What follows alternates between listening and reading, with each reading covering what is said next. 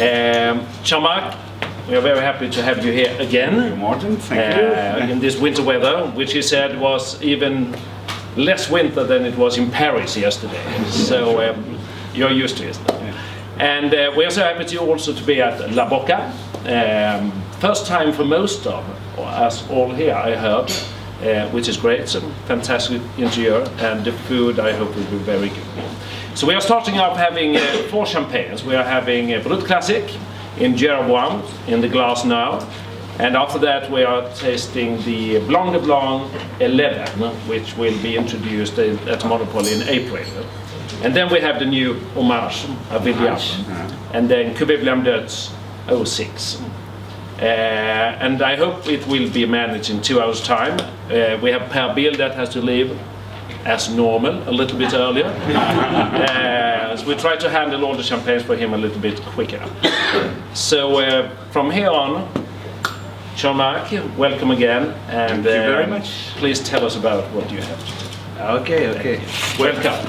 Actually, I feel quite comfortable today because most of the faces here, I know you very well, and you've been kind enough to visit Champagne Deutz, if not one time, several times for some of you. So thank you for joining. I'm very happy to be given a chance to explain about Champagne Deutz again to you, and to focus today on our last baby. The name of our last baby is Hommage, homage to William Deutz, a kind of tribute to the founder of the company who started Deutz in 1838. So it's a big year for us. We start now our 108 years anniversary year. Deutz was founded by William Deutz, as you know. He was a German guy, a German young guy, issued from a family of retailers, and he was sent to Champagne region at the age of 25 to supply with champagne. He did fall in love with Champagne region. He did fall in love with the terroir, the village, the slopes of Haï, and started the company. What we wanted to do for our anniversary was to remind everybody, remind ourselves about the origins of the house. And this is the reason why we made this cuvée Hommage from parcels of Haï, parcels which have been our first vineyards in the company. Voilà. So we will have this Hommage together with the second course.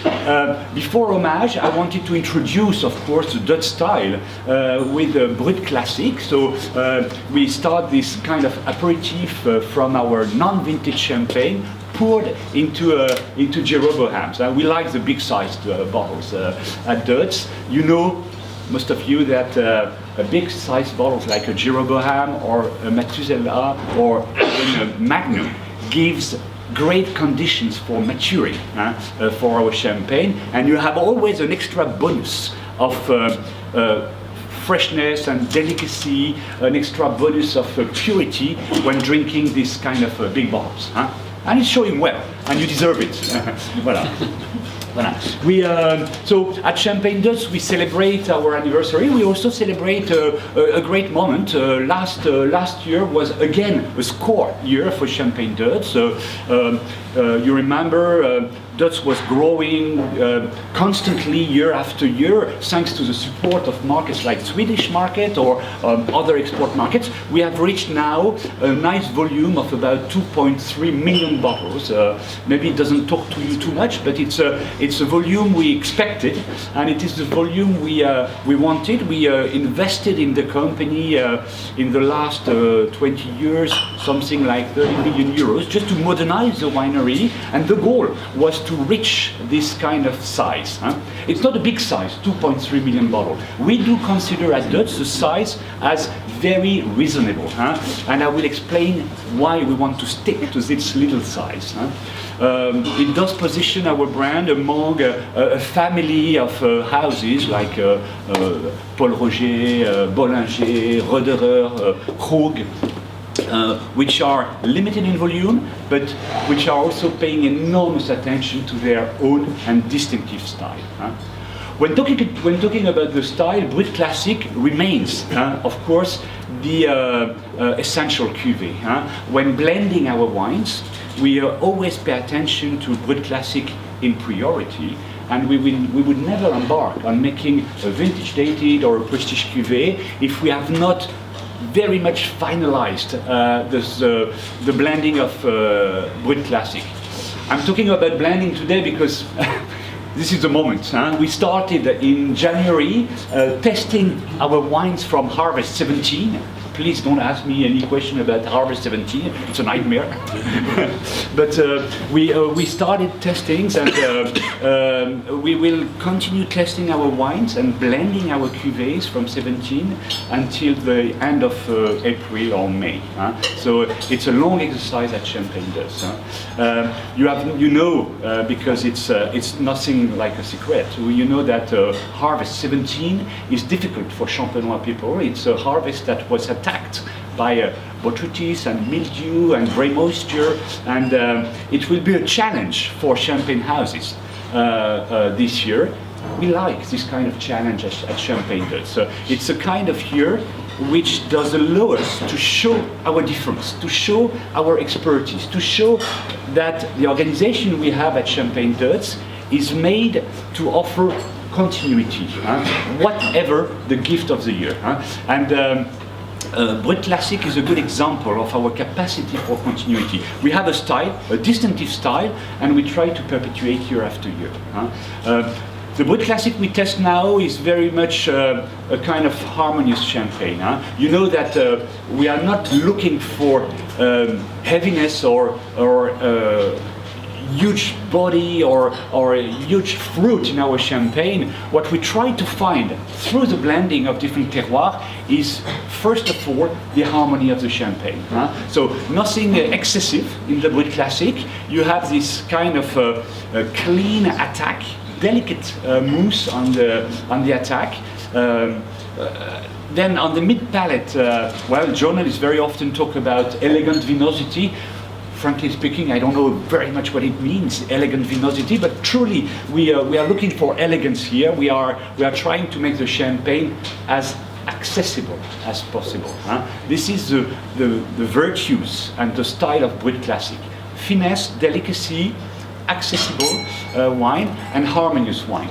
You will note, especially on the big bottles, the finish of Brut Classique is very, very long. This is an important point. It is made from Harvest 14, this wine, and Harvest 14, and Reserve wine is coming from 13. So we used quite a big quantity of Reserve wine into this non-vintage champagne. But the proportion is about 40% of Reserve wine from 13. So this is essential. It does allow us to keep continuity. So when I talk to you about the difficult Harvest 17, there is no huge difficulty for us in a way that we will use a huge part of our reserves for blending this next cuvée of Brut Classique. This is the way we make our difference at Champagne Deutz. We work from 2 years, 3 years if necessary, and blend our non-vintage with a big proportion of Reserve wines. For the one who visited the winery, you will remember those big tanks we have. At Deutz we work with stainless steel tanks only. Every year we pick our grapes into the top terroirs which are located from 30 kilometers around the house. Ailly, Bouzy, Ambonnay, Verzy, Verzenay, Le Mesnil, Avis, Cramant, Auger, you know all those names, which are the famous, the high-class terroir from Champagne. We produce, for Brut Classique, we produce about 90 different still wines that are fermented into small tanks, 100 hectoliters each. So we create a large panel of wine that will be blended together. If you consider the final blend of Brut Classique, it is the addition of about 90 different wines in different proportions, plus Reserve wines from about another 20 different terroirs. So it's quite large. It's quite large. But this blending does help us to keep real continuity. our size is crucial. A very large champagne house might not have the same possibility to pay attention to blending, and we make the difference at Deutz in a way that we take our time for doing this exercise. I remind you, at Deutz we are 5 people working on the blending. Our president, of course, our chief winemaker, he's the boss on that exercise, our chief winemaker, his assistant, we have an agronomic engineer involved, and myself. 5 people, and I'm glad that I could move from the winery, because this is the period of blending, so normally we stay jailed in our house in January, February, March and April. But thank you, Morten, for insisting and giving me a chance to escape for a few days. This is for Brut Classic. So maybe what I do when we associate champagne with different dishes, I will introduce the different champagnes, and we can talk a little bit about this association between food and champagne, because as far as I understood already, the association is going to be quite exciting today. Thank you very much for your attention. I let you enjoy the wines. I'm here, I can answer any question you need. Again, a big thank you. I'm very excited testing those wines with you today, and I hope you will do it. So the concept is rather simple. The idea we had was to prepare the celebration of our 108 years anniversary with a unique cuvée. A cuvée that would be the symbol of Pinot Noir. That would be the symbol of our rooting into the terroir of Haï. When William Deutz decided to establish into the village of Haï, there was different reasons. The first reason for that establishment of the company into the village of Haï is that William Deutz did consider the terroir of Haï was outstanding, was superior, was noble, was extraordinary. So not only he loved the slopes because it's beautiful, but he also understood that in terms of blending and for making the style of Deutz unique, Haï would be essential. That was not new. Since the period of Dom Pérignon, everybody knew that Haï was an outstanding place and could be the basis of our blendings. So we established in Haï. The terroir of Haï has always been considered as a very well-balanced, elegant kind of terroir for the Pinot Noir. We own parcels in Haï. The first parcels belonging to Deutz were located on top of the winery, the parcel we call La Côte, and then a little further you get another parcel called Meurthe. So we based our selection for this wine on those 2 parcels, La Côte, right on top of the winery, and Meurthe. 2 different parcels. The age of the vineyards is quite mature. We have a vineyard here which is more than 50 years old and gives a little quantity but good concentration. This wine is made from those parcels, 100% Pinot Noir. It's an experience for Champagne Deutz to work like that. We wanted to pay tribute to William Deutz and his idea to establish in Haï. There's something important about William Deutz. It's not only the fact that he was my great-great-great-grandfather, but he was very visionary and modern in a way that he paid enormous attention to the winemaking, to the quality of the champagne. You know, at a period when in 1830s, 1840s, the added value on champagne brands was more on the distribution, on the margins, etc. Champagne was highly perceived and sold at a high price, but there was only few champagne houses focusing on the quality of the terroir, quality of the raw material. And William Deutz was one of them. We have all the books from the past, and in one of the letters it is written, let us supply with the utmost quality of grapes we find, whatever the price. This is a sentence that was not normal at that period of time. It was really exceptional to give so much attention to technical aspects of the vine growing and on the champagne making. So the goal of Hommage is to pay tribute to this. Voilà. It's a great expression of Pinot Noir. I love to drink Hommage after Blanc de Blanc because you get the real two opposite expressions. Blanc de Blanc, delicacy, finesse and purity, and Hommage is more the stone fruits, stone yellow and white fruits, la pêche de vigne, the little prunes, the mirabelle, etc., etc. Probably the sommelier would talk much better than I can about the testing of the wine. What is important to us is to explore and to show the beauty of Haï, the beauty of our terroir of Haï. We launched a cuvée. It's the very beginning. For me, it's the third time I open those bottles and introduce to our clientele. At Deutz, it's a cuvée that we consider quite marginal. It's not part of the range. It's an exercise of style, this cuvée Hommage. And our goal is also to introduce cuvée William Deutz, to prepare your palate so that you understand cuvée William Deutz even better.